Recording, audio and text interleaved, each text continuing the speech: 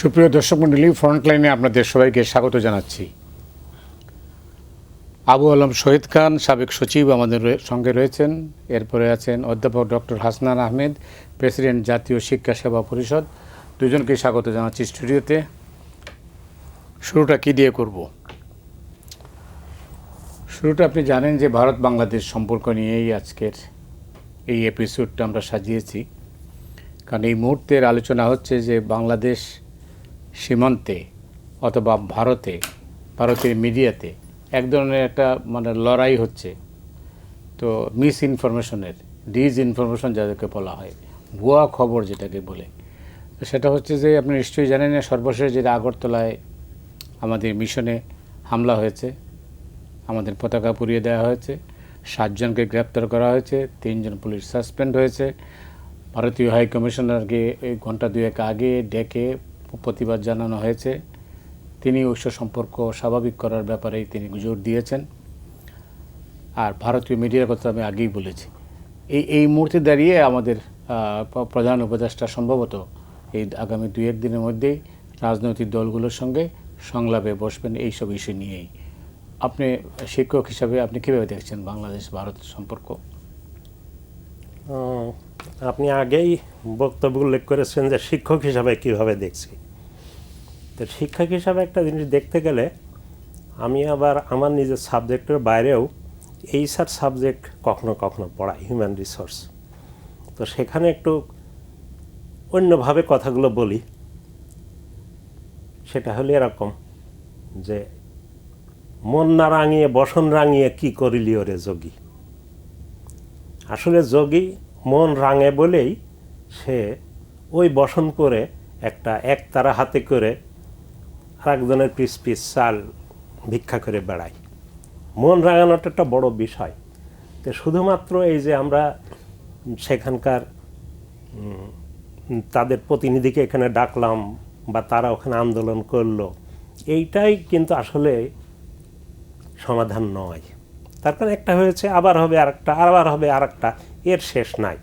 এই জন্যে তারা যদি মনের থেকে, ওই যে কথাটা বললাম যে মন না রাঙিয়ে বসন রাঙিয়ে কী করিলে ওরে যোগে, তারা যদি মন থেকে এই বিষয়টাকে ভাবতো যে এটা সত্যতা কতটুকু, আমরা যে কাজগুলো করছি এর যথার্থতা, যেটাকে আমরা বলি প্রোপ্রাইটি, এই যথার্থতা কতটুকু আছে, তাহলে কিন্তু এটা বন্ধ হতো। আর এইটা যদি না হয়, যথার্থতা তারা ভেবে চিনতে কাজ যদি না করে, তাহলে কিন্তু এই দ্বন্দ্ব এবং এই পারস্পরিক প্রতিহিংসায় বলি অথবা পারস্পরিক যে অনাস্থা বলতে পারি, এই অনাস্থাটা কিন্তু যুগ যুগ ধরে রয়ে যাবে। তার কারণ হলো, এর বিষয়টা নিয়ে যদি একটু পিছনের দিকে তাকাই, এদেশে আর্যরা এসেছে বেদ নিয়ে, এদেশে মুঘল এসেছে, তার আগে সুলতান এসেছিল, তারপরে এসেছে ইংরেজ। কিন্তু আমরা দেখেছি যে দেশে ইংরেজ আসার সাথে সাথে, এবং আমি ব্যক্তিগতভাবেও কিন্তু ভারতে লেখাপড়া করেছি প্রায় 4-5 বছর, আমি তো সেখানে দেখেছি তাদের দৃষ্টিভঙ্গিটা আমরা যেভাবে দেখতে চাই। আমি তো ছোটোবেলা থেকে আমার যত বন্ধুবান্ধব আছে তার অধিকাংশ সব হিন্দু সম্প্রদায়ের। আমি কিন্তু আবার হিন্দু সম্প্রদায়কে দোষারোপ করি না। তার কারণ হলো, হিন্দু সম্প্রদায় এক কথা, আর এই হিন্দুত্ববাদী শাসন মনোভাব আর একটা কথা, এটা থেকে একটু পৃথক করার দরকার আছে। তো এই হিন্দুত্ববাদী শাসন এদেশে চলতেই হবে। আর এখান থেকে আমরা যদি আমাদের গণতন্ত্র উত্তরণের কথা বলতে চাই, তাহলে তখন আমাদের দোষ হবে।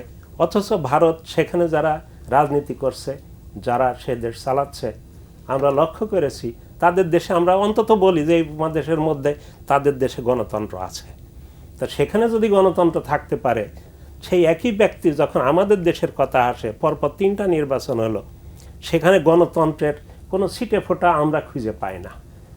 তো এটাতে দেখলে কি আমরা বুঝতে পারি না যে তারা নিজের দেশে একটা চায়, অথচ আমাদের দেশে গণতন্ত্র চায় না? এই যে আজকে যে সিচুয়েশনটা উদ্ভব হয়েছে, আমাদের দেশের ছাত্র জনতা শুধু তাই নয়, এদের সাথে অনেক বছর থেকে আন্দোলন করে আসছে যেসব রাজনৈতিক দল, তারাও সাথে ছিল, পিছনে ছিল, কিন্তু ছাত্র এবং জনতাকে সামনে এগিয়ে দিয়েছিলেন। তো এরা যেটা করেছে, এ দেখেন আমি নিজেও রাজনীতি করি না, কিন্তু আমি কিন্তু এবার তাদের সাথে গেছি, আর্থিক সহায়তা করেছি, দুপুরে কে খাবে, কোথায় খাবে, কি হবে, কে অসুস্থ হলো, কাকে কখন হাসপাতালে নিতে হবে, এগুলো করতাম। কেন করতাম? এটা একটা নৈতিক দায়িত্ব। এই দেশটা আমরা যেভাবে স্বাধীনতার কথা বলে যেভাবে আমরা দেশটা স্বাধীন করতে চেয়েছিলাম এবং আমরা যে ধারণা মনে পোষণ করতাম, সেই ধারণাটা কি যদি আত্মজিজ্ঞাসাই করি, আদৌ কি আমরা অর্জন করতে পেরেছি? স্বাধীনতার পরপরই আমরা দেখলাম এটা 1972 সাল থেকেই শুরু হলো আমাদের স্বাধীনতার যে আশা আকাঙ্ক্ষা, সেগুলার উল্টো কিছু।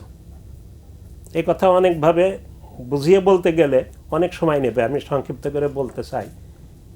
এরপর থেকে এদেশে একদলীয় শাসন আসলো, বাকশাল আসলো। 75-এর পট পরিবর্তন করার পরে আবার একজন আসলেন, তিনি গণতন্ত্রে উত্তরণের জন্য অনেকটা চেষ্টা করলেন, কিন্তু তারপরও দেখা গেল যে পরবর্তীতে আসলে গণতন্ত্র এদেশে আমাদের প্রতিবেশী বন্ধুসুলভ বলি আমরা, তার দেশ আসলে কখনোই কিন্তু চাইনি যে আমরা ভালো থাকি।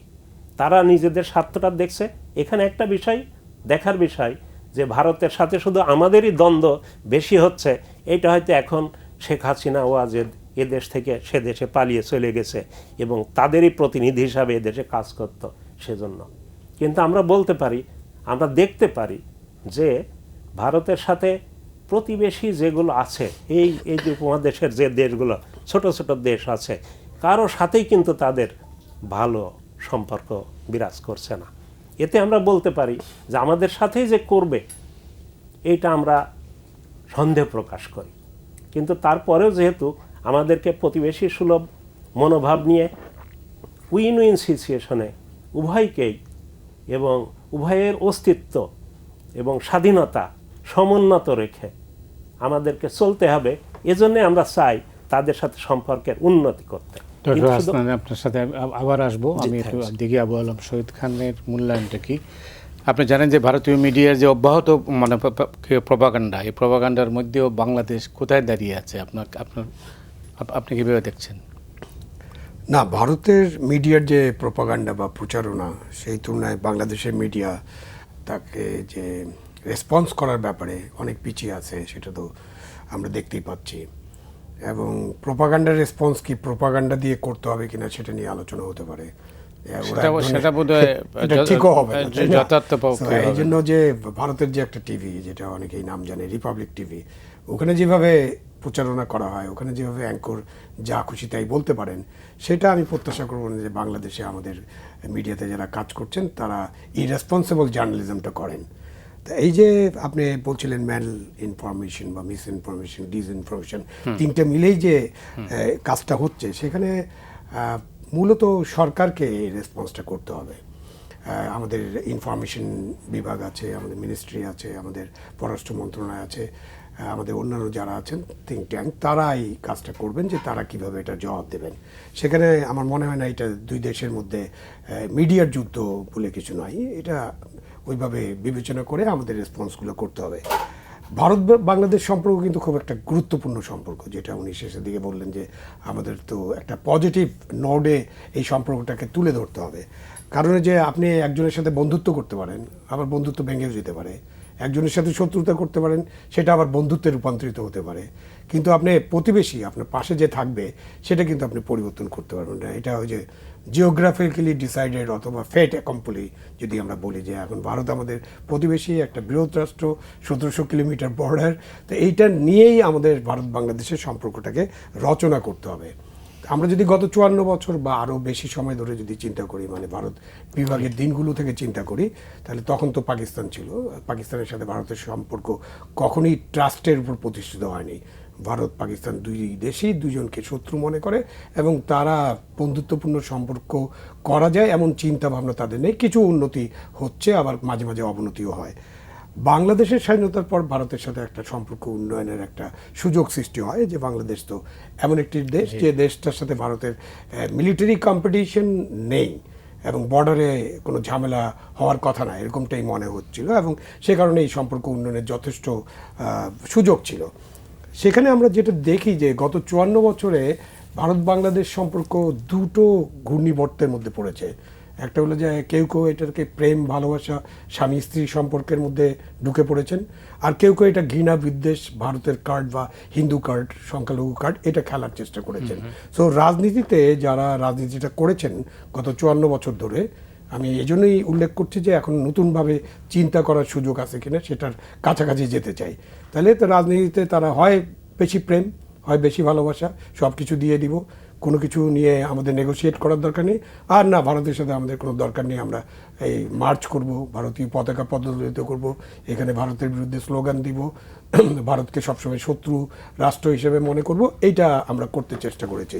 সেইখানে মনে হয় একটা পরিবর্তন আনার সুযোগ আছে, যেটা করতে হবে যে ভারতের সাথে আমাদের কিরকম সেটা একদম স্টেট টু স্টেট সম্পর্ক, পিপল টু পিপল সম্পর্ক, এবং আমরা আমাদের যে কথাবার্তা সেটা স্পষ্টভাবে বলবো এবং ভারতের কাছে প্রত্যাশা করবো যে তারাও আমাদেরকে সেই সম্মানটুকু দেবে যে আমরা একটা স্বাধীন সার্বভৌম দেশ, আমরা সিকিম বা ভুটান নয়। এটা একটা স্লোগান ছিল, আপনার মনে আছে, আপনি যখন ছাত্র নেতা ছিলেন তখন দেখেছেন, সিকিম নয় ভুটান নয়, এদেশ মোদের বাংলাদেশ। আমি এখনও সেখানেই আছি যে বাংলাদেশ একটা স্বাধীন সার্বভৌম দেশ এবং আমার পাশে ভারত একটা দেশ, আমার পাশে বার্মাও আছে। তো আমরা এদের সাথে যে আমাদের সম্পর্কটা হবে সেটা হবে ন্যায্যতার ভিত্তিতে, ন্যায় নীতির ভিত্তিতে, এবং আমাদের মধ্যেকার যে সমস্যাগুলো হচ্ছে সেগুলো আলোচনার মাধ্যমে নিষ্পত্তি করতে হবে। মানে আপনি বলতে চাচ্ছেন যে নতুন করে সম্পর্ক করতে হবে, কারণ অতীত সম্পর্কটাকে নতুনভাবে বিবেচনা করতে হবে, কারণ অতীতেরটা ছিল প্রেম ভালোবাসা ঘৃণা বিদ্বেষ। ওই প্রেম ভালোবাসা ঘৃণা বিদ্বেষে আমাদের দরকার নেই। আমাদের দরকার যে ঠিক আছে ভারত একটা বড় রাষ্ট্র, তাদের যে বলা হয় যে দাদাগিরি সেটা কি আমাদের দিক থেকে আমাদের দিক থেকে শুরু হবে না ওইখান থেকে শুরু হবে? দুই পক্ষকে শুরু করতে হবে। আমাদের দিক থেকে শুরু করা জরুরি, কারণ আমাদের তো প্রয়োজন বেশি, আমাদের প্রয়োজন বেশি, কারণ ভারতের সাথে আমাদের তো ওই কূটনৈতিক সম্পর্ক বা বর্ডারের সম্পর্কের বাইরে একটা বড় সম্পর্ক আছে। একটা তো কালচারাল হেরিটেজ আছে, সেটা আলাদা জিনিস। আমাদের তো প্রায় 9 থেকে 12 বিলিয়ন ডলারের জিনিস আমরা ভারত থেকে আমদানি করি, মানে আমাদের ব্যালেন্স অফ ট্রেডটা চিন্তা করেন। এবং আমরা যেসব জিনিস আমদানি করি খুবই গুরুত্বপূর্ণ জিনিস, মানে চাল ডাল পেঁয়াজ রসুনের বাইরে আমাদের কিন্তু তুলা আমদানি করতে হয়। বাংলাদেশ আমরা জানি যে একটা আমাদের গার্মেন্টস সেক্টর আছে, সেখানে 24% তুলা কিন্তু আমরা ভারত থেকে আমদানি করি। আমাদের পেট্রোলিয়াম আমদানি করতে হয়, আমাদের ভারী যন্ত্রপাতি আমদানি করতে হয়, আমাদের ইলেকট্রনিক্স যন্ত্রপাতি আমদানি করতে হয়। সুতরাং ভারতের সাথে আমাদের সম্পর্কটাকে বিবেচনা করতে হবে ইউরোপের মতো। ইউরোপের একটা দেশের কথা চিন্তা করেন, সুইজারল্যান্ড অথবা বেলজিয়ামের কথা চিন্তা করেন, তাদের কিন্তু এত শক্তি নাই, তারপরেও তারা কিন্তু ব্যালেন্সটা মেনটেন করতে পারে, ন্যাটোর কারণে মেনটেন করতে পারে, অন্যান্য কারণে মেনটেন করতে পারে। ইউরোপে 100টার বেশি যুদ্ধ হয়েছে, 2টা মহাযুদ্ধ হয়েছে, এখন যুদ্ধ চলছে ইউরোপে, মোটামুটি একটা protected war, Ukraine versus Russia. কিন্তু মস্কো থেকে আপনার বার্লিন পর্যন্ত ট্রেন চলে, গ্যাস আসে, তেল আসে, বিমানও চলে। তো সো আপনাকে যে ইউরোপিয়ান ইউনিয়ন যে ইকোনমিক ভিত্তির উপর দাঁড়িয়ে আছে, সেখানে যে অর্থনীতির উপর তারা যে গুরুত্বটা দিয়েছে, মানে নিজেদের মধ্যে কথা চালাচল করে নিজেদের মধ্যে সংকট সৃষ্টি না করে, সেইটা আমাদের একটা মডেল হতে পারে। এবং আমরা কিন্তু এই মডেলটা নতুনভাবে চিন্তা করছি এরকম না যে আজকে আমি প্রথম বলছি, এটা কিন্তু জেনারেল জিয়াউর রহমান যখন ক্ষমতা ছিলেন তখন একটা সার্ক নিয়ে কাজ করা হয়েছিল, তাই না? সার্কের যে south Asian association for regional cooperation. তো আমরা কিন্তু এটা চেষ্টা করেছি, সুতরাং আমরা আবার ওইখানে যেতে পারি যে আমরা এই সাউথ এশিয়াতে আমরা এমন একটা মডেল নিয়ে কাজ করতে পারি যেখানে আমরা উইন উইন সিচুয়েশনে সম্পর্কটা গড়ে তুলতে পারবো। এবং এটা ভারতের কাছেও আমাদের প্রত্যাশা থাকবে। এবং ভারতের কাছে যখন আপনি প্রত্যাশা করবেন, তখন আরেকটা গুরুত্বপূর্ণ জায়গা হচ্ছে আপনার গভর্নমেন্টটা কীভাবে গঠিত।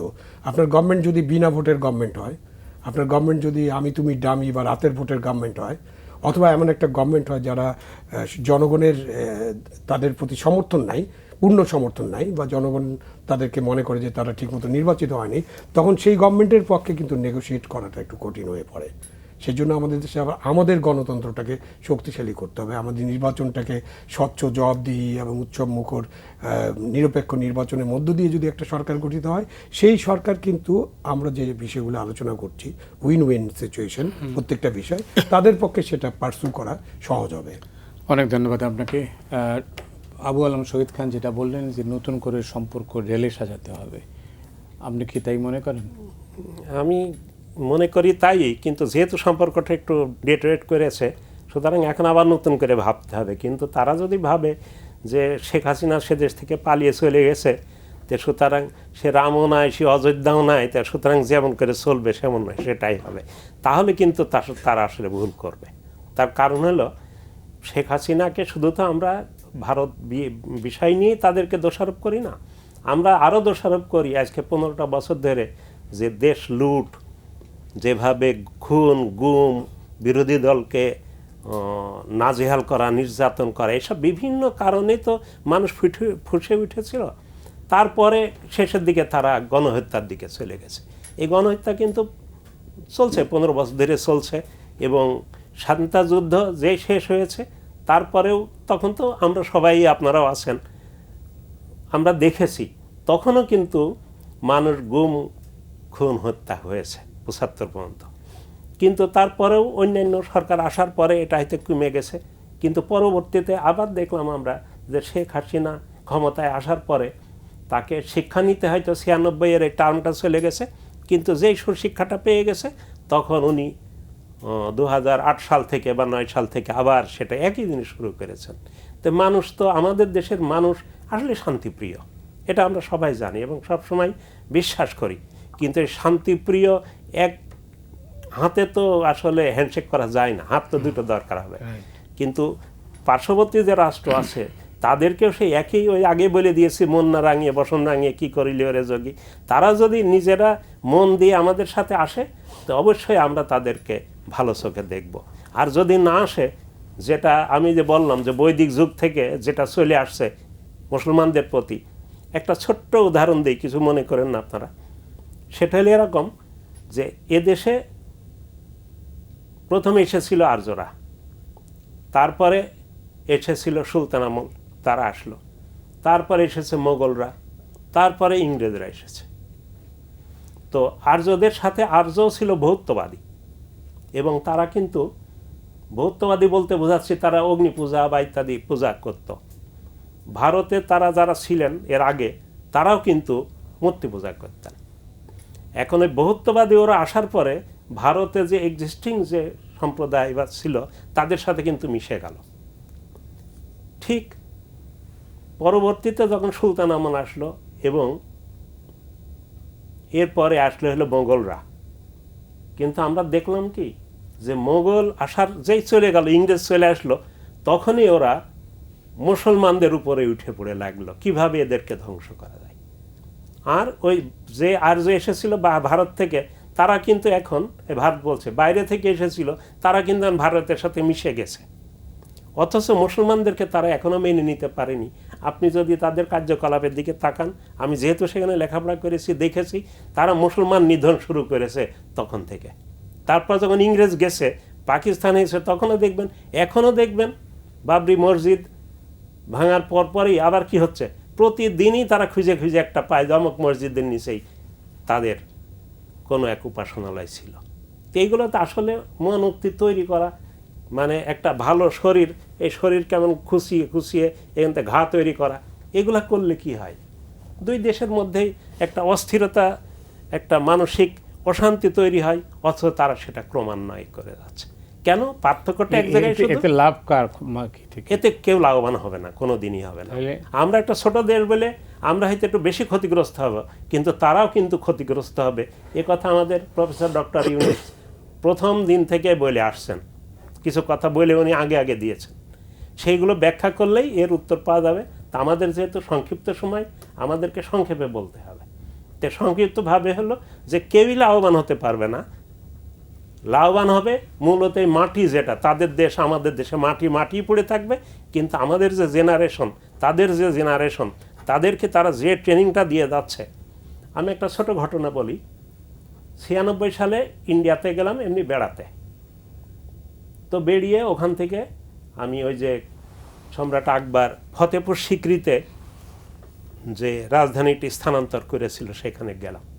যে সেখানে দেখি যে ঘোড়া, তারপরে এই যে খচ্চর, এইসব বিভিন্ন জিনিস তার ভিতরে বাধা আছে, গন্ধে ওই এলাকায় যাওয়া যাচ্ছে না, শুধু বিল্ডিংগুলো দাঁড়িয়ে আছে। সন্ধ্যা লাগলো, বলছে যে এখানে ডকুমেন্টারি ফিল্ম দেখানো হবে। আমি, আমার সাথে আমাদের আরও 2 জন শিক্ষক ছিলেন, আমরা সেই ফিল্মটা দেখলাম। সেই ফিল্মে বারবারকে দেখানো হচ্ছে যে মুসলমানরা হলে এদেশের বহিরাগত এবং তারাই এখানে এসে আমাদেরকে আক্রমণ করে এদেশ দখল করে নিয়েছে, সুতরাং তাদেরকে কিভাবে সরানো যায়।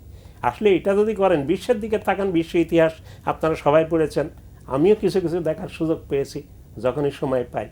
দেখবেন যে মানুষ আসলে বিভিন্ন জায়গায় ছড়িয়েই গেছে, কেউই আমরাই বলতে পারি না যে আমরা এখানকার মানুষ। এইভাবে যদি আমরা বিবেচনা করি তাহলে কিন্তু শান্তি কোনো দিন আসবে না। তাদেরকে আপনার একটা জিনিস দেখুন, এই যে আমাদেরকে সংখ্যালঘু অত্যাচারের কথাটা বলছে, এইটা আপনি আমি যদি আমাদের বিবেকের কাছে জিজ্ঞেস করি, আপনারা তো দেখেছেন এবার আদৌ এই ধরনের কোনো ঘটনা ঘটেনি। আমি বলবো হলো যে যারা হিন্দু সম্প্রদায়ের লোক আওয়ামী লীগের রাজনীতি করত, অত্যাচার করেছে মানুষকে, তাদের বাড়িঘরে কেউ কেউ হয়তো অত্যাচার করতে পারে, কিন্তু সেটা হিন্দু ধর্মের লোক বলে করেনি, কিন্তু তারা আওয়ামী লীগের লোক বলেই এটা করেছে। কিন্তু সেটাকে এরা কালার করে বলছে যে যখনই তাদের প্রতি কোনোভাবে আইনের ব্যবস্থা নেওয়া হচ্ছে তখনই বলা হচ্ছে যে কালার করে তারা যে রাজনৈতিক অপোজিশন ছিল, তারা অন্যায় কাজ করেছে, দুর্নীতি করেছে, এসব কথা বলা হচ্ছে না, তখন ওই যে ওইটাকেই ধুয়ো তুলে আমাদের সংখ্যালঘু বলা হচ্ছে। জি, অনেক ধন্যবাদ, আপনার কাছে পরে আসবো। থ্যাংকস। বললাম শহীদ খান, যেটা হচ্ছে যে উনি যেটা বলছেন আপনি নিশ্চয়ই শুনেছেন, ইতিহাস যা বলে আর কি, তাহলে আপনি যেটা বলছেন নতুন করে করতে হবে, তো অতীত থেকে আমরা শিক্ষা নিয়ে নতুন করে যেতে হবে। এই মুহূর্তে আমাদের করণীয় কি? না, আমরা তো ইতিহাস আলোচনা করতেই পারি, এবং কারা কারা এসছে, কখন কি ঘটেছে, ভারতের ইতিহাস তো আমাদের সকলেরই মোটামুটি জানা আছে যে কি কি ঘটেছে। এখন ধরেন যে ভারতের অভ্যন্তরে ভারত রাষ্ট্র হিসাবে তাদের জনগোষ্ঠীর সাথে কি আচরণ করছে সেটা তো বাংলাদেশের সাবজেক্ট না, মানে আমি সেই সাবজেক্টে ঢুকতে পারি না, কেন সেটা একটা পৃথক রাষ্ট্র, এবং পৃথক রাষ্ট্রে তারা কাশ্মীরিদের সাথে কি করছে, শিখদের সাথে কি করছে, সাঁওতালদের সাথে কি করছে, আরও অনেক আছে ভারতের, আমাদের মুসলমানদের সাথে কি করছে, অনেক কিছু আছে। এবং ভারতের যে বর্তমান শাসক গোষ্ঠী তাদের একটা হিন্দুত্ববাদী এজেন্ডা আছে, এই ব্যাপারে কোনো সন্দেহ নেই। বাট ভারতের অতীতের যে শাসকরা ছিলেন বা ভারতের আরও যারা আছেন, প্রোগ্রেসিভ অনেক দল আছে এবং অনেক মানুষ আছে, তারা কিন্তু এগুলোতে মানে হিন্দুত্ববাদী যে শাসনকারীরা যা করছে অন্যায়, সেই অন্যায়ের বিরুদ্ধে তারা সবসময় লেগে আছেন এবং তারা সেটার প্রতিবাদ করছেন। এবং ভারতের অনেক লেখক, সাহিত্যিক, শিক্ষক সবাই আছেন। উনি যেহেতু ওখানে লেখাপড়া করেছেন, উনি জানেন, এটাও জানেন যে ভারতের সব লোক, সব হিন্দু মুসলমানদের কতল করার জন্য প্রত্যেক দিন তলোয়ার হাতে ঘুরছে না, সেটা আমরা জানি। এবং এটা আছে, এটা প্রমাণক আছে। একদম ধরেন যে ভারতে এইসব ঘটনা ঘটার পরে ভারত থেকে কজন মুসলমান এদেশে চলে আসছে, আপনি যদি হিস্টোরি মানে লার্জ স্কেল ইমিগ্রেশন 47-এ হয়েছে, তারপরে 65-র দাঙ্গার সময় হয়েছে। বাট এই কারণে যে বাবরি মসজিদ অ্যান্ড আদার থিংস, ভারত থেকে আমি তো কোনো মুসলমান ওখানে থাকতে না পেরে চলে গেছেন, এই দেশে চলে আসছেন, অথবা পাকিস্তানে গেছেন, অথবা অন্য কোনো দেশে চলে গেছেন, এটা না। ইমিগ্রেশন তো হচ্ছেই, আমরা বাঙালিরাও তো চলে যাচ্ছি, ইউরোপে চলে যাচ্ছি, আমেরিকায় চলে যাচ্ছি, আমরা কানাডায় চলে যাচ্ছি। সো ওইখানে কিন্তু ভারতীয় মুসলমানরা তারা কিন্তু সেই দেশে বসবাস করে, তাদের উপরে যদি কোনো অর্ডস থাকে সেটা মোকাবেলা করার চেষ্টা করছেন। আপনি যদি পশ্চিমবঙ্গের কথা বলেন, সেখানে মুসলমানরা তো খুবই শক্তিশালী, এবং তারা কিন্তু কেন্দ্রীয় সরকারের এগেনস্টে যেয়ে তারা কিন্তু সেখানে তৃণমূল কংগ্রেসকে ভোট দিয়ে বিজয় করে, এবং সেই জন্য মমতা ব্যানার্জি মুসলমানদের উপরে খুবই নির্ভরশীল। এবং সেখানে যে হজের জন্য যে কাফেলা যায় বা হজ যে ক্যাম্প করা হয়েছে এয়ারপোর্টের পাশে, বিশাল ব্যাপার, মসজিদ করা হয়েছে, বিশাল ব্যাপার স্যাপার, এগুলো কিন্তু ঘটছে সেখানে।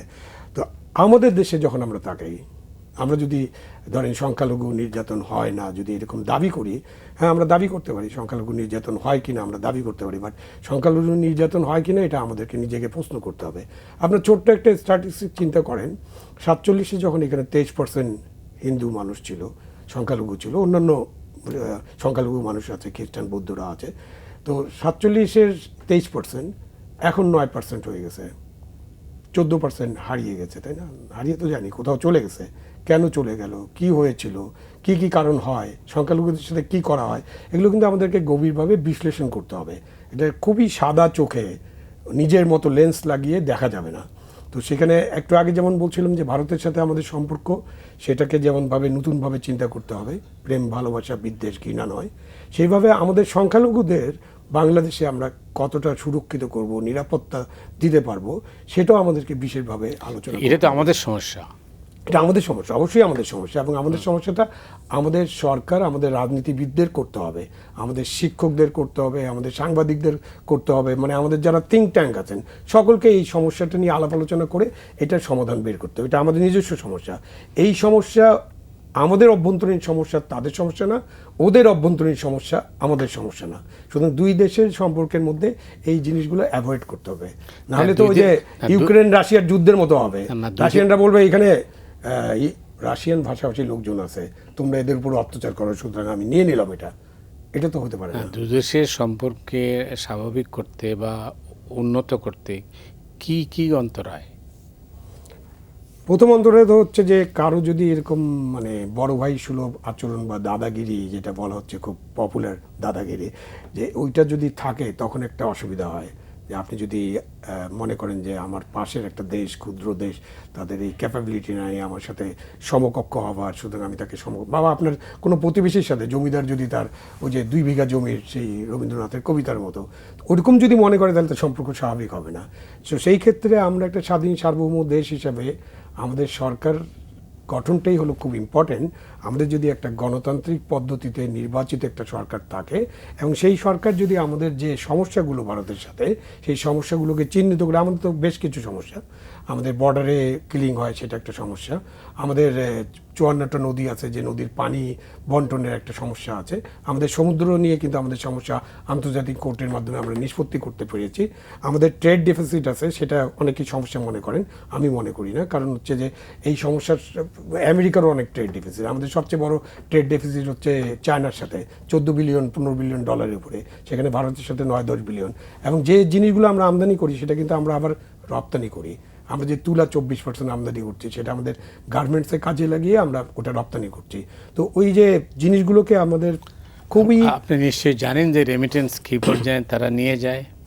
হ্যাঁ সেটা তো জানি, কারণ জানি এই জন্য যে আপনার এটা তো একটা জায়গা যে আপনি এটা নিয়ে তো একটা আমাদের মধ্যে কনফিউশন আছে যে আমাদের এখানে 26 লক্ষ ভারতীয় চাকরি করে না 26,000 করে, ওটা তো ভুলের কারণে আমরা বলি। বিতর্ক হইতে পারে। এখন আপনি যারাই আছে আমাদের যে গার্মেন্ট সেক্টর আছে কেন, বা যে কোনো সেক্টরে, ইভেন আমাদের ওষুধ সেক্টরও 2-1 আছেন, কেন তারা কাজ করে, কেন তাদেরকে কাজে আনা হয়, এর বাইরে কিন্তু আমাদের শ্রীলঙ্কান আছে, এর বাইরে কিন্তু বাংলাদেশের চাইনিজরা আছে। সেটাই একটা মজার বিষয়। আমরা যখন ভারতের সাথে ট্রেড ডেফিসিট নিয়ে আমরা যত আলোচনা করি, যত সমালোচনা করি, আমরা চায়নার সাথে ট্রেড ডেফিসিট নিয়ে আলোচনা করি না।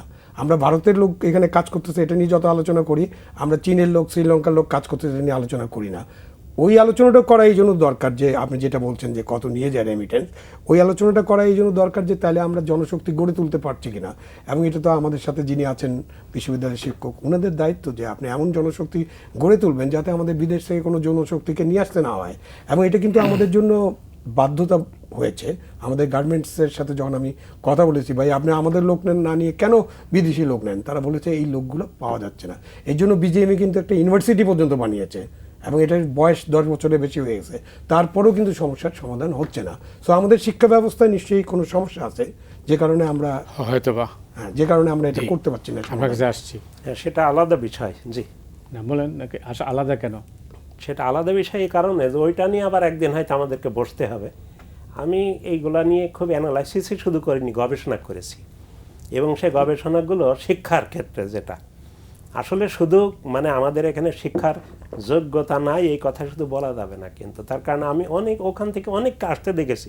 যেহেতু আমরা সবাই এখানে যারা আছি বা যারা দর্শক বা শ্রোতামণ্ডলী শুনছেন, আমরা প্রত্যেকেই কিন্তু যার যার জায়গা থেকে একটা বিচার বিবেচনা করছি। আমরা কিন্তু দেখছি যে আমাদের দেশের বই ছাপাতে হচ্ছে কলকাতায় নিয়ে যেয়ে, এবং আমরা বাধ্য।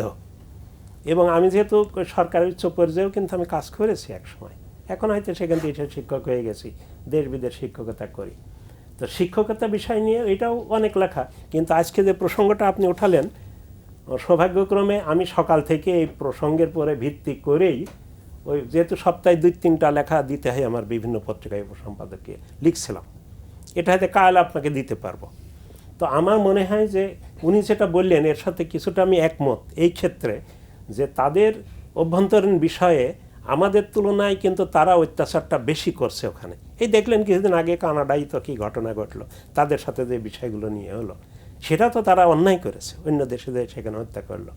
আমাদের দেশেও তারা যেটা করছে সেটা আমরা আমাদের দেশের কথাটা তারা বলছে, জোর গলায় বলছে, তারপর ভিত্তি করে অনেক সিদ্ধান্ত নিচ্ছে। কিন্তু আমরা তো ভারতে মুসলমানদের প্রতি যে অত্যাচার হচ্ছে, কই আমরা তো কখনো তাদের অভ্যন্তরীণ বিষয়ে নাক গলাতে যাচ্ছি না। তো তাদের উচিত হলো সম্পর্কটা ভালো রাখতে গেলে আমাদের ব্যক্তিগত বা অভ্যন্তরীণ বিষয়ে তারা নাক গলাবে না। প্রশ্নটা বারবার তুলেছেন যে এটা গণতান্ত্রিক সরকার আরেকটি গণতান্ত্রিক সরকারের সঙ্গে মানে ভালো বোঝাপড়া করতে পারে। তো আমরা গণতন্ত্রের জন্য লড়াই করেছি, আপনি বহুবার বলেছেন, এখানেই বলেছেন যে 15 বছর যাবৎ আমরা লড়াই করেছি। আমরা হয়তো একটা গণতান্ত্রিক শাসনের দিকে যাচ্ছি। এই মুহূর্তে আপনার ভাবনায় কি আছে? এই মুহূর্তে অবশ্যই গণতান্ত্রিক সরকার যদি আমাদের দেশে আসে তখন তাকে জনগণের কাছে জবাবদিহি করতে হবে। তখন তারা কোনো কাজ যদি করতে হয় তাহলে অবশ্যই তাদের আপনার মাস ডেলি কী বলবো এটাকে, মানে অনেক চিন্তা ভাবনা করে তাদেরকে করতে হবে। কিন্তু সেটা তো আমাদের দেশে দীর্ঘদিন থেকে অনুপস্থিত। এটা একটা বিষয়, কিন্তু শুধু এই বিষয় দিয়ে কাজ কিন্তু হবে না। তার ওই আগেই বলে ফেলেছি যে তাদের মন মানসিকভাবে প্রস্তুতি নিয়ে আমাদের সাথে আসতে হবে। এখন যদি ভারত সরকার মনে করে যে এ দেশে যে সরকার হবে সে লেনদুপদর্জি হবে, কিংবা ওই দেশে অর্থাৎ ওই সিকিমের কথা বলছি, সেই দেশে তারা যেমন করেছে আমাদেরকে তেমন করতে পারবে, তাহলে কিন্তু এই দেশের যে আমাদের বাংলাদেশি যারা আছে এটা তো তারাও দেখতে পারছে যে এরা কিন্তু আবু আলম শহীদ খানও কিন্তু বলছেন দাদাগিরি হলে চলবে, এটা চলবে না, কোনোদিনই চলবে না। এই মানসিকতাকে পরিত্যাগ করে ওই যে কি বলবো, রবীন্দ্রনাথের কথা উনি উঠিয়েছেন লেখালেখি, দেবে আর নেবে, মিলেবে মিলাবে, যাবে না ফিরে এই ভারতের মহামানবের সাগর তীরে।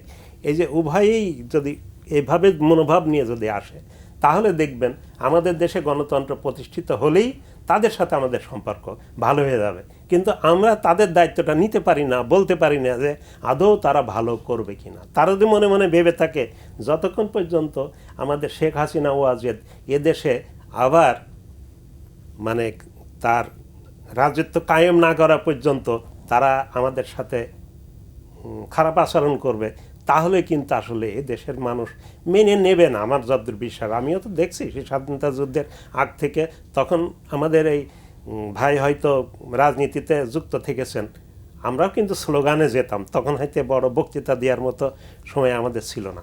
তারপরে দেশ স্বাধীন হলো, আমরা দেখলাম, কিন্তু তখন থেকে আমাদের মনের ভিতরে আসলে বাস্তব কথাটা বলে ফেলা ভালো, স্বাধীনতার আগে স্লোগানে যেতাম, কিন্তু স্বাধীনতা যখন শেষ হলো, যখন দেশ আবার শুরু হলো নতুন করে, তাদের চালচলন চিন্তাধারা দেখে আমরা দেখলাম যে কই এ কথা বলে তো স্বাধীনতা করেনি।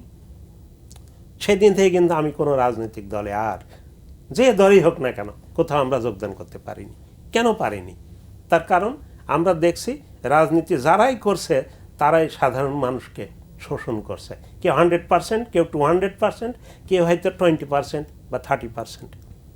মানুষ কিন্তু এটা বুঝে ফেলেছে বর্তমানে, সুতরাং সবাই সচেতন মানুষ, সবাই এটা বোঝে।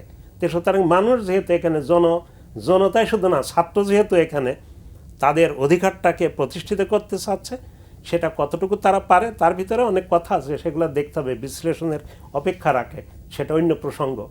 তো যদি আমরা সেই সুযোগটা দিই তাহলে দেখবেন যে আমরা অবশ্যই দুইটা ভিন্ন ভিন্ন, তাদেরকে তো জাতি বলতে পারি না, তাদেরকে বলতে পারি আমরা একটা গোষ্ঠী ভারতীয়। আমাদের যেটা বাঙালিদের মধ্যে আমরা এখন বাংলাদেশি, তো আমাদের সাথে সম্পর্ক আমাদের পক্ষ থেকে অন্তত ভালো থাকবে, যে ক্ষমতায় আসুক না কেন, একটা এই দল বাদে, এটা আমরা আশা করি। অনেক ধন্যবাদ আবু আলম শহীদ খান। যেটা হচ্ছে যে সন্দেহ আর অবিশ্বাস ভারত বাংলাদেশ সম্পর্কে এটা মূল অন্তরায়। আমরাও তাদেরকে বিশ্বাস করতে পারি না, আর তারাও আমাদেরকে আস্থায় নিতে পারছে না। এই সংকট থেকে বেরিয়ে আসার, আপনি যেটা বারবারই বলছেন, একটা গণতান্ত্রিক শাসন দরকার। তো গণতান্ত্রিক শাসন হইলেই কি আপনি ভারতের সাথে সম্পর্কটা আরও বেশি স্বাভাবিক হয়ে যাবে বলে আপনি মনে করেন? না, গণতান্ত্রিক শাসন গুরুত্বপূর্ণ এই জন্য যে একটা গণতান্ত্রিক শাসন বা জনগণের ভোটে নির্বাচিত যদি একটা সরকার থাকে, সেই সরকার জনগণের ম্যান্ডেট নিয়ে যখন ক্ষমতায় বসেন অথবা দায়িত্ব নেন, তখন তিনি জনগণের যে মনোভাব, সেই মনোভাব এবং জনগণ যেটা চায়, জনগণের আকাঙ্ক্ষা ট্রান্সলেট করার চেষ্টা করেন। যেটা অন্য কোনো সরকার করবে না। সে কারণে ওই সরকারের পক্ষে নেগোসিয়েশন করাটা সহজ হয় এবং তখন নেগোসিয়েশন করার ব্যাপারে উনার দৃঢ়তা থাকে। সেই অর্থে আমাদের জনগণের একটা সরকার প্রয়োজন এবং জনগণের সরকার আসলে সমস্যার সমাধানে আমরা দ্রুত পদক্ষেপ এবং একটা কঠোর মনোভাবও দেখতে পারবো। সমস্যার সমাধান তো হতে হবে দুই পক্ষের মধ্যে, দুই পক্ষকে এগিয়ে যেতে হবে। এক পক্ষ আমরা এগিয়ে গেলাম, আরেক পক্ষ অনড় হয়ে বসে থাকবে, বিশ্বাস করবে না বা আস্থা নেবে না, সেটা হলে তো সমস্যার সমাধান হবে না। বা ওই পক্ষ এগিয়ে আসলো, আমরা আমাদের মতো আগের চিন্তা ভাবনায় থাকলাম, আমরা ইতিহাস দেখলাম, ইতিহাসে কি হয়েছে এগুলো নিয়ে ব্যস্ত থাকলাম এবং আমরা ভাবলাম যে ভারত কখনই আমাদের সাথে একটা সুসম্পর্ক করতে চায় না, তাহলেও তো সমস্যার সমাধান হবে না। সুতরাং দুই পক্ষের মধ্যে সম্পর্কের উন্নয়ন। আপনি নিশ্চয়ই লক্ষ্য করেছেন যে শুরু থেকেই এ পর্যন্ত ভারত সবসময় এক দলের সঙ্গেই সম্পর্ক রাখতে চেয়েছে, এটা কেন? না, আমি এটা লক্ষ্য করিনি। আমি এটাও লক্ষ্য করেছি যে ভারত কিন্তু 2001 সালে যখন সরকার পরিবর্তন হয় তখন এটা সবাই জানে, মোটামুটি গুলশান ক্লাবে সেখানে ভারতের যে রয়ের স্টেশন যে কমান্ডার ছিল বা স্টেশন অফিসার ছিল, তিনি কিন্তু তৎকালীন বিজয়ী দলের নেতার সাথে ওখানে শ্যাম্পেন খুলেছিলেন। সো সবসময় যে এরকম হয়েছে এরকম না। আমরা জেনারেল এরশাদের সময় কিন্তু সম্পর্ক উন্নয়ন দেখেছি, কারণ জেনারেল এরশাদ ভারতে এনডিসি কোর্স করতে গিয়েছিলেন এবং তার সাথে খুবই ভালো সম্পর্ক। আমরা সুজাতা সিংকে এসে জেনারেল এরশাদকে চাপ দিয়ে কনভিন্স করতে দেখেছি। সুতরাং আমাদের সরকারগুলোর সাথে ভারতের সম্পর্ক যে এমন জায়গায় চলে গেছে যেখান থেকে ফেরত আসা সম্ভব না, এরকম কিন্তু ঘটেনি। হ্যাঁ, একটা দলের সাথে বেশি, গত 15 বছরে একটা দলের সাথে তাদের সম্পর্ক খুবই মধুর ছিল, এরকম বলতে পারেন। কারণ তাদের কথাবার্তার মধ্যে দিয়ে এটা প্রমাণিত হয়েছে যে তারা একবার বললেন আমাদের সাথে সুসম্পর্ক এমন যে আমরা স্বামী স্ত্রীর মতো। আমরা চীনে যাওয়ার আগে বললেন যে আমরা ভারতের দিল্লি আমাদেরকে অনুমতি দিয়েছে। তো এটা রাজনৈতিক নেতাদের কথাবার্তা বলার যে বোকামি এবং যে কীভাবে কথাবার্তা বলেন, কূটনৈতিক কথাবার্তা যে বলেন না, সে কারণে এটা মনে হতে পারে। বাট আমি মনে করি না যে আমাদের দেশের যে কোনো সরকার, জনগণের সরকার হলে সবচেয়ে ভালো, জনগণের ভোটে নির্বাচিত সরকার। বাট আমাদের দেশের যে কোনো সরকার, আমরা দর্জি না, আমরা কিন্তু আমাদের কোনো দর্জি জন্ম নেয়নি এখানে। আমাদের দেশের যে কোনো সরকার চেষ্টা করে যে ভারতের সাথে আলাপ আলোচনার ভিত্তিতে সমস্যাগুলোর সমাধান করা।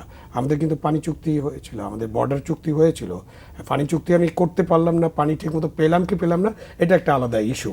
আমি যেমন উনি বললেন না যে কলকাতায় বই ছাপানো হয়, 2010 সালে এটা একটা ইন্টারন্যাশনাল টেন্ডারের মাধ্যমে কিন্তু বই ছাপানোর কাজটা ইন্টারন্যাশনাল হয়। কারণ হচ্ছে যে তখন ওয়ার্ল্ড ব্যাংক এবং এডিবি, জাইকা, জিটিজেড ওদের টাকায় একটা প্রজেক্ট ছিল আমাদের প্রাইমারি সেক্টরে, এবং তখন প্রথম আমাদের প্রাইমারি বইগুলোকে রঙিন করার চিন্তা ভাবনা হলো। কারণ আপনি তো প্রাইমারি বই যদি ব্ল্যাক অ্যান্ড হোয়াইট থাকে, আপনি শিশুদেরকে দিচ্ছেন বাঘের ছবি ব্ল্যাক অ্যান্ড হোয়াইট, হরিণের ছবি ব্ল্যাক অ্যান্ড হোয়াইট, ইলিশ মাছের ছবি ব্ল্যাক অ্যান্ড হোয়াইট। তো শিশুরা এটা বুঝতেই পারবে না যে আসলে বাঘের ছবিটা, চেহারাটা কেমন হয়। তখন কিন্তু এই চিন্তা করে এটা বলা হলো যে আমাদের শিশুদের বই সব ব্ল্যাক অ্যান্ড হোয়াইট করতে হবে এবং এই কালার করতে হবে। এই কালার বই ছাপানোর পয়সা কিন্তু বাংলাদেশ সরকারের কাছে ছিল না। তখন আমাদেরকে ওয়ার্ল্ড ব্যাংকের কাছে, এডিবির কাছে বলতে হলো যে তোমরা আমাদেরকে বই ছাপানোর জন্য টাকা দাও, এবং তারা টাকা দেয়। তোদের একটা শর্ত ছিল যে ইন্টারন্যাশনাল টেন্ডার করতে হবে। যখন ইন্টারন্যাশনাল টেন্ডার হলো তখন যারা শুধুমাত্র ভারতীয়রা পেয়েছে এরকম না, অন্য দেশও পেয়েছিল, তারা কিন্তু বইটা সাপ্লাই করেছে। এখন আপনি ইন্টারন্যাশনাল টেন্ডার করার পরে ভারত থেকে বই আসবে, তার কাগজ খারাপ থাকবে, তার মোলাট খারাপ থাকবে, এটা তো আমাদের সমস্যা, আমাদের গণকর্মচারীদের সমস্যা, আমাদের কাস্টমসের সমস্যা, যারা এই নীতি নির্ধারণের সাথে থাকবেন তাদের সমস্যা। এখন আপনি ভারত থেকে যে $9 বিলিয়ন বা $12 বিলিয়ন যে জিনিসপত্র আনতেছেন, প্রাইভেট সেক্টর যখন আনেন নিশ্চয়ই তারা খারাপ জিনিসপত্র দেয় না, আর খারাপ জিনিসপত্র আনেন না, আনলে নিশ্চয়ই ফেরত পাঠাবেন, এবং সেগুলো কিন্তু কাজে লাগানো হচ্ছে। সো আমি এই জন্য এটা আবারও উল্লেখ করলাম যে সম্পর্কটা হতে হবে, আপনি নেগোসিয়েটটা ঠিকমতো করতে পারবেন, আপনার সেই ক্যাপাবিলিটি থাকতে হবে, এবং জনগণকে আস্থায় নিয়ে আপনি সম্পর্কটা গড়ে তুলতে হবে। অন্য কাউকে আস্থায় নিলে হবে না। আপনি ওই দেশের প্রধানমন্ত্রীর সাথে এই দেশের প্রধানমন্ত্রী, এক ব্যক্তির সাথে আরেক ব্যক্তির সম্পর্ক, এটা দিয়ে কিন্তু সম্পর্ক হবে না। সম্পর্কটা হতে হবে state to state, government to government, এবং জনগণ টু জনগণ। অনেক ধন্যবাদ। না, ঠিকই আছে আপনি যা বলছেন, কিন্তু আমরা অতীতকে নিয়ে ঘাটতে হয়তো বটে, যদিও আমরা শান্তি চাই উভয় পক্ষেরই। এই সার্ক নিয়ে ভাবুন আপনি, যে প্রেসিডেন্ট জিয়া যখন এসে সার্ক শুরু করলেন, এটা সুন্দর একটা বিষয়। দেখেন সেটা এখন স্টপড হয়ে গেছে। আবার এখন আমাদের প্রফেসর ডক্টর ইউনিস বারবার এই কথাটা বলছেন, এটাকে আবার গতিশীল করতে হবে। ডিস্টার্ব হয়েছে কেন, তার যদি ইতিহাস আমরা ভাবি, সেগুলো যদি দেখি, তাহলেই তো আমরা বুঝতে পারি, তাই না? তো আমরা যদি ওই যে আপনিই বলেছেন এই কথাটা, যে দাদাগিরি যদি আমরা করতে চাই, তাহলে দুই দেশের মধ্যে সম্পর্ক কখনোই ভালো হবে না। আমাদেরকেও ওই আসতে হবে খোলা মন নিয়ে, শুধু গণতান্ত্রিক পদ্ধতি হবে না, সেই গণতান্ত্রিক পদ্ধতিটা তাদেরকে তো আবার মানতে হবে, যে এর সরকারটাকে আমি মানে করব, আন্তরিকতার সাথে নিব। এরশাদের যে উদাহরণ দিয়েছেন, এটা নিয়েও অনেক কথা আছে। এরশাদ সাহেব এদেশে যতদিন রাজনীতি করেছেন, ততদিন আওয়ামী লীগের প্রশ্রয়ই করেছেন। আপনারা দেখেন ইতিহাসটা ঘেটে। আবার আওয়ামী লীগ যখন এসে দেশে রাজনীতি করা শুরু করেছে, তখনই এরশাদকেই কোলে টেনে নিয়েছেন।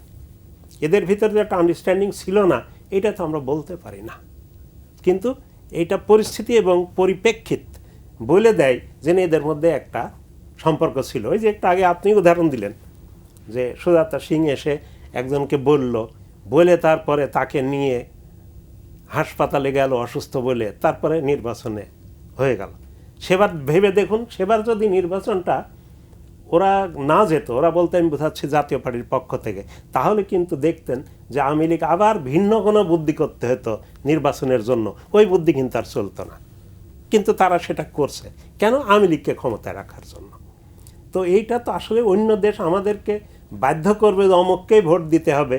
যদি আমরা ভোট দেব না ভাবতে পারে, তাহলে ভোটে কারচুপি করে হোক আর যেভাবে হোক একটা পদ্ধতি করেই তাদেরকে আবার ক্ষমতায় নিয়ে আসবো, এই মানসিকতা থাকলে, এটাকেই আপনারাই বলেছেন প্রথমে যে আমাদের তাদের অভ্যন্তরীণ বিষয়ে তেমন আমাদের নাক গলানো উচিত নয়, আমরা করিও না, তা কেউই করে না এদেশে, কিন্তু আমাদের বিষয়েও তারা নাক গলাক, এইটা কিন্তু আমরাও আশা করতে পারি না। তো এইটা আমাদেরকে অনেক ভাবতে হবে। আর শুধু গণতান্ত্রিক প্রক্রিয়া এদেশে আসলেই যে তাদের সাথে সম্পর্ক ভালো হবে, এইটা নিয়ে আমি একেবারে নির্দ্বিধায় বলতে পারিনি যে হবে, আমার সন্দেহ আছে। অনেক ধন্যবাদ আবু আলম শহীদ খান। আমরা প্রায় শেষের দিকে, আপনি কেমন সরকার চান? আমি কেমন সরকার চাই, আর মানুষ যেরকম সরকার চায়, আসলে জনগণ একটা সরকার চায়, যে সরকারটা জনগণের ভোটে নির্বাচিত একটা সরকার চায়। কারণ হলো যে গত 10 বছর মানে 3টে ইলেকশনে জনগণের অধিকাংশ জনগণ এবং যারা নতুন ভোটার তারা কেউ ভোট দিতে পারেনি। সুতরাং ভোটের মধ্যে দিয়ে একটা সরকার প্রতিষ্ঠিত হবে, এটা আমাদের জনগণের আকাঙ্ক্ষা।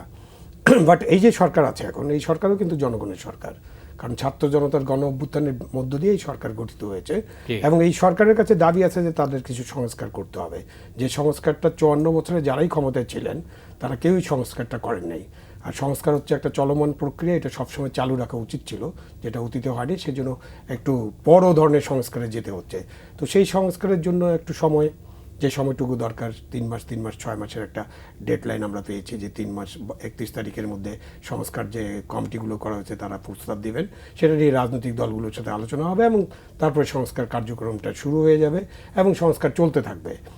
তারপরে একটা নির্বাচনের রোড ম্যাপ হবে, বা এখনই রোড ম্যাপ করা যায় যে আমাদের সংস্কার নির্বাচন চলতে পারে, এবং নির্বাচনের রোড ম্যাপ ঘোষণা করলে তখন যে নির্বাচন হবে জনগণের ভোটের মধ্য দিয়ে, অবাধ সুষ্ঠু নিরপেক্ষ ভোট, যেখানে কেউ কারো ভোটে বাধা দিবে না, জনগণ ভয়ভীতিহীন পরিবেশে ভোট দিতে পারবেন, তার পছন্দের প্রার্থীকে ভোট দিতে পারবেন, সেরকম একটা সরকার। মানে আমার ভোট আমি দেবো, যাকে খুশি তাকে দেবো, সেরকম একটা সরকার আমি চাই। এবং সেটাই হচ্ছে গণতন্ত্র এবং গণতান্ত্রিক সরকার, জনগণের ভোটের সরকার। সেটাই মনে হয় এখন বিশ্বে সবচেয়ে গ্রহণযোগ্য সরকার। এর বাইরে এখন কোনো ফর্মুলা নেই। যদি আগামী 1-2 বছর 6 মাসের মধ্যে আরো কোনো ভালো ফর্মুলা আমাদের সামনে আসে, তখন হয়তো এটা আলোচনা করা যাবে। নতুন কোনো ফর্মুলা নেই, ভালো ফর্মুলা অনেক আছে। আমরা ইতিমধ্যেই ওই যে পরিবর্তন করার জন্য যে সংস্কার প্রস্তাব, বিশেষ করে সংবিধান, এতেও আমি আমার লেখা দিয়েছিলাম। এই লেখাগুলো আবার কয়েকটা এসেও বিভিন্ন জাতীয় দৈনিকে প্রকাশ করা হয়েছে। এখন কে কারটা নিবে, কতটুকু, এটা তো তাদের উপরই নির্ভর করে। কিন্তু আমরা নিশ্চিতভাবে বলতে পারি, এটা নিশ্চিতভাবে বলতে পারি, এতদিন দেখার আলোকে অভিজ্ঞতা দিয়ে বলতে পারি যে এ দেশে যদি রাজনীতিবিদদের, সেটা হোক বিরোধী দল হোক সরকারি দল, এটা কিছু যায় আসে না, তাদের জবাবদিহিতা এবং দায়বদ্ধতা যদি সৃষ্টি না করা যায়, তাহলে সহজে এদের ভালো হবে না। মানে কি বুঝাতে চাচ্ছেন? দায়বদ্ধতা থাকতে হবে তাদের কার কোথাও কাছে? না কোথাও। কার কাছে দায়বদ্ধ হবে? সরকারের কাছে। সরকার কেন, দেশের কাছে। দেশের প্রধান হলো আমরা রাষ্ট্র। তা আমাদের রাষ্ট্রের প্রধান একজন হোক বা একাধিক জন হোক না কেন, রাষ্ট্রের প্রধান একটা কমিটিও আমরা করতে পারি। আমি সেটাকে নাম দিয়েছি হলো একটা কাউন্সিল হবে। কিরকম? একটা কাউন্সিল হতে পারে। এই কাউন্সিলটা এমন হতে পারে সুপ্রিম কাউন্সিল। রাষ্ট্রপতি একজন না হয়ে একটা সুপ্রিম কাউন্সিল হবে, আর তার অধীনে সে হবে হলো রাষ্ট্রের প্রধান। তার কারণ রাষ্ট্রের প্রধান যে একজন হচ্ছে, আমাদের মন মতো একজনকে নিয়ে সেখানে বসিয়ে দিলেই হয়ে যাচ্ছে। কিন্তু এইটা যাতে না করতে পারে। আর এর জন্য আমাদের যারা সংবিধান বিশেষজ্ঞ আছে তারা একটা নির্বাচক মণ্ডলী তৈরি করতে পারেন। তাদের ভোটে ওই কাউন্সিল গঠন হলো, সেই কাউন্সিল হলো রাষ্ট্রের দিকটা দেখবে, আর সরকার হলো সরকারের দিকটা দেখবে। কিন্তু তারা এখানে মানে ব্লাড হাউন্ডের কাজ করবে না, ওয়াচ ডগের কাজ করতে পারে। রাষ্ট্র সব কাজে বাধা বাধা এইটা নয়।